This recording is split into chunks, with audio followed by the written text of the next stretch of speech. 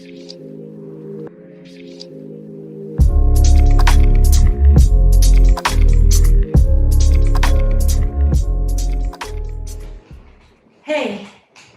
welcome to Creative Vitality Jam Sessions. Here we have intimate conversations with extraordinary dance and theater artists about reimagining creativity and supporting and building community. I'm Helen Pickett, and my guest today is Christopher Hampson. He is the CEO and artistic director of the Scottish Ballet. Chris and I have known each other since 2011, where we met in Atlanta Ballet. Hey, Chris. Hi there. Welcome. Thanks so much, Helen. It's great to see you. You too. I miss you. Even though I've just seen you. Hey, I was talking about how you and I met for the first time, and maybe you can take that over. Yeah, sure. Well, we met both of us in Atlanta, didn't we? So it was with the Atlanta Ballet. John McFall, fantastic artistic director, who was really visionary in bringing creative people together.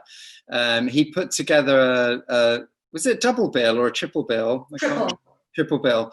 And you were restaging Petal, but it was a first for Atlanta Ballet, I believe, doing Petal. And I was creating a new version of The Rite of Spring for them. And yeah, I just tell you what I remember most about us meeting is that like the energy we had was really similar. And I think we probably started talking straight away, and we're still talking now. So it's yeah. I remember seeing you in your running shoes. You had these amazing rainbow running shoes, which I think you still have. Yeah. And you had jogged from where you were living. We lived in similar neighborhoods in Atlanta. And you just said, yeah, I just jogged over. And I'm thinking, what? And then I found out you were a marathon runner. Yeah. And the other thing I remember is seeing you drive up in this really beat up pickup truck that you actually loved driving. I loved it. Yeah. It's so on me. That's why I loved it. A really good friend of mine in Atlanta, her partner just loaned me a car, and he said, do you want a regular car? You want the pickup truck? And I was like, the pickup truck. So I used to rock up to the studios in this big pickup truck with, I think, a political sticker on the back that's not of my persuasion. So that was even more risky. Exactly. And and I do remember running there. Atlanta, I really enjoy Atlanta. Even now, I love going to visit. But they were just starting to open up some of those parkways and the running tracks and things throughout the city. Yeah. So it's a great way to see a city. And as you and I know, when you're living on the road, when you're going company to company, you don't really get a lot of time to see lots of different things. So I found that running is a really good way for me to experience the city. Well, actually, you've just given us your expert exercise tips. So that's great. Thank you so much. Run a marathon. Just run. It's lovely. Or walk. Run a marathon. Where are you in the world? I am in my home, which you know very well, Helen, because you're a very welcome guest here in Glasgow, in Scotland. And the sun, so here it's just after 7 o'clock at night. The sun is still high in the sky, and it won't set until about 10:15 tonight. I love that. I love that in Northern Europe. So Chris, can you tell us a bit more about who you are, even though we've heard quite a bit, but I mean, in terms of work and perhaps what you're working on now? Yeah. So my journey to my current position I feel kind of, I've experienced as many different steps of the ladder, if you like, or zones, however you want to think about it, of being part of the dance sector. So that has been, a dance student at the Royal Ballet School, being a dancer on stage with English National Ballet, moving on to being a choreographer and a guest teacher all around the world with lots of major companies. and then into becoming an artistic director, and now as a chief executive and artistic director. So, you know, that journey has really allowed me to experience so many different parts of what it goes into creating dance, whether that's for ballet companies or smaller independent troupes I've also worked with. And I've also worked with, you know, up and coming choreographers and young dance students as well. And yeah. I still create work for schools, which I think is really important. You know, I just want to mention that a couple of years ago, or was it last year, that you completed your master's of business as well. Is that correct? Yeah, I graduated last year with my executive MBA. Exactly. So can you give us an example? You've been doing that, which is wonderful, but this is about inspiring people how they could imagine or reimagine, more like reimagine their creative life. Do you have a specific example where there was a point in time where that shift or that refocus or that redirect completely rerouted your life? Is there one, is there two? There's probably many, and to varying degrees, but, you know, as creative artists or anyone that is involved in being part of a creative vision, you know, it sounds quite an obvious thing to say, but doing is everything. It's fine to think about things. It's good to project oneself into a situation. But honestly, doing it and committing to it is really the key. Funnily enough, I'd probably like to talk about The Rite of Spring, because you were there at the time, Helen, and that particular piece for me, I had been creating some really large-scale classical works up until then. They've been, you know, they've been fairly successful, and I think I was known for the kind of classical craft of choreography. And I just needed to refresh myself and to challenge myself again. And this opportunity came to create something for the Atlanta Ballet. And I think what John thought he was commissioning was one of my big classical works with tons of people. And I said, I'd like to tackle The Rite of Spring as a challenge to myself. And I think he was still okay, thinking that's still the entire company. And then I dropped the bombshell and said, it's just for two men and possibly a woman. And that was my challenge to myself. And I use that example of I had to do something myself to make a difference to myself. And then, you know, what's wonderful is all the support's there for you from the industry, from the sector, from people who you're working with, your dancers, your collaborators. That's where the support comes in. But I think sometimes as creative individuals, we can fall into the trap of thinking that if we need to change within ourselves, it's going to come from someone else. And in my experience, that I've rarely found that to be true. I agree. It's the looking to the outside that can be the trap and keep us in a state of stasis. It tends to be, I don't know, in my experience, more uncomfortable because it can take a little bit more time for me to actually dissect or uncover what it is I need to do. But you're right about the intention and the doing. There's something as well about I dread living contingently. So yeah. I don't like to think contingently, and I try and coach people not to be contingent on anything, because that's another thing that can add to that stasis, as she said, that feeling of not being able to move on because you're attached to so many different plots and scenarios. So the minute you can let go of contingency, I think that's a good thing.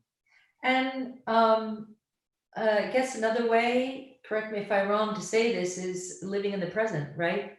Because you're not tethered to either past or future. Absolutely, live in the moment. Yeah, and especially right now, you know, during this current pandemic, it's very attractive to project ourselves in the future and to live in what if land. There possibly needs to be a mind to that, or a leaning towards it, but I think it's better to live in where you are, with what you know, and what is around you and what's palpable. And that doesn't mean in a sort of cold hard facts kind of a way. It is how you're feeling today, what's inspiring you today, not what's going to come, but really what's around you at the moment. And that could be particularly hard right now, as you say, because there's so much unknown. So it's actually quite a good practice to be in the place you just spoke of. It gives, it's like, no matter what, this is going to be an anchor without the contingencies, it's yeah. And interestingly, something that could be considered as academically boring as an MBA, I learned on that MBA that as creators, we have something so valuable that I think in a sort of a more traditional business setting, they're craving, and that's agility, dealing with complexity, being able to live in uncertainty and enjoy it and be confident about it. We do that every day as creators. And I'm not just talking about choreographers, I'm talking about the people we work with as well. We ask all of them to live with our own uncertainty, don't we, on that journey? So yeah, I think creators and creative people are well placed for this difficult time. I totally agree. And I think that's why I thought about the platform, about reimagining, because we're good at it anyhow. We just got to dig in again and remember we're good at it, even in these times. Yeah, 100%. And I think we're often looked over at times of crisis, but when the time of crisis is gone, we are the first place people turn to reflect society back to itself, to reflect our experiences, to safely understand the trauma through art and culture. Is absolutely vital. So, our time will come, and it will be necessary and vital. Beautifully said. I couldn't agree more. Beautifully said. Do you have an insight that you can share with us? More insights of about living a creative life. If there's anything else you can add, perhaps inspiration. Are there certain things that inspire you daily, or I don't know? Yeah. I mean, I'll probably steer away from the inspiration, because I think that we all find inspiration in such different things, and I think as we grow, our sense of inspiration changes too. I think one thing I'm more and more confident with, and I speak about, and I think this, Helen, from me, I speak about, we do need a sense of structure to our creativity, because it is a craft. And I do think I gave a speech, as you know, for TEDx years ago called Creativity, Know Your Limits. It's about practicing your craft and setting yourself limits to navigate, try and duck under, face, whatever you need to do. And that can come in a variety of ways. It's something I work with my young choreographers in the company. And I set lots of exercise and objectives, but I do try and do the same for myself, that I try and challenge myself to think differently, to come to the work in a new way. But I've only gotten better at that quite recently, probably. I think I've gotten along on raw talent for a bit, and then I got good at manipulating that and crafting it, but I didn't know why or how. It's very iterative. But now I feel I'm at a stage where I understand it more.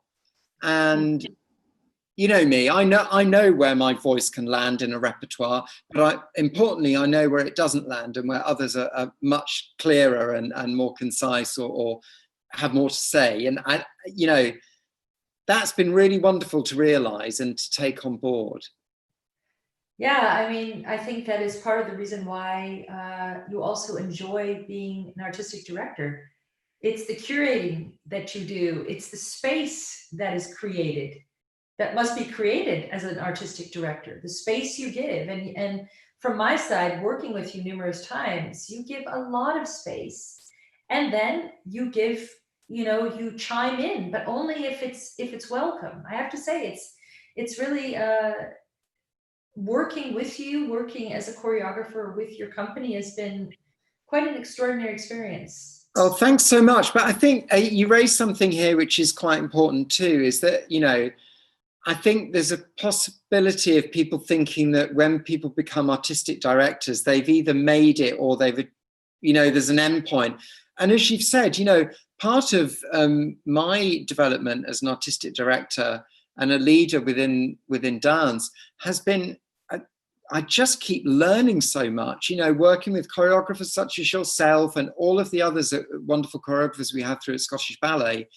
I just get this ringside seat where I can see people at work, which, as you know, choreographers are hermits. You know, we don't often share how we work. And I really appreciate that side of the position. I really value it. Yeah. Can you still see me? I've gone into silhouette. I can, and it's been an amazing palette of light. Has the lighting been It's like now it's like, exactly. Now it's that, yes, yeah, I can still see you though. Good. Okay, so do you have an exercise tip or a self-care tip I think that you would like to offer? Yeah, I do. So obviously my exercise tip is, I think walking, running, whatever it is, but doing something outside for 30 minutes or more, and even when you don't want to, when it's raining and you have to try and figure it out and fit it in, I think it's really important, because what it's taught me is that when I don't do it, I'm not valuing who I am. And it means that I'm in a dangerous place, mental health wise, I think, you know, to not put too fine a point on it. It's a signal to me that says things are too much. If you haven't got time for 30 minutes in the day to actually do something for yourself, you're in trouble. So for me, that's it. It's a good exercise tip for your health, but also for your mental health. And it's a good kind of barometer, a measure for where you are in your own life. Yeah, when you say 30 minutes, it doesn't sound like anything, but a lot of us don't find the time. And I'm included, you know, there's days when I get to the end of the day and I go, really? Yeah. Christopher, you couldn't find 30 minutes? And I couldn't. I genuinely felt I couldn't. Yeah. But of course, you always can. Yeah. So last question, important to the CVJS platform. I believe in supporting and building community, as you do.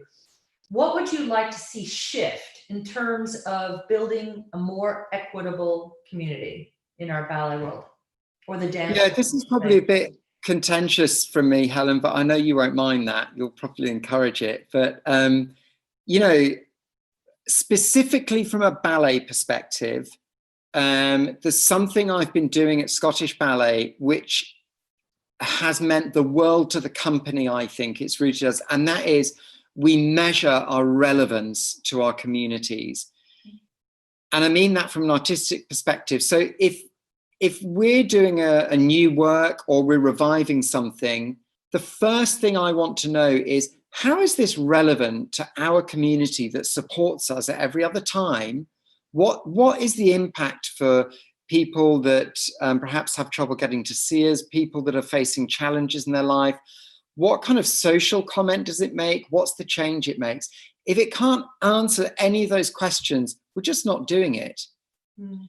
And it's been really freeing, but it's been very controversial in another way, because when you get to ballets like La Bayadere or, you know, even Sleeping Beauty, you know, you have to work very hard to answer those questions.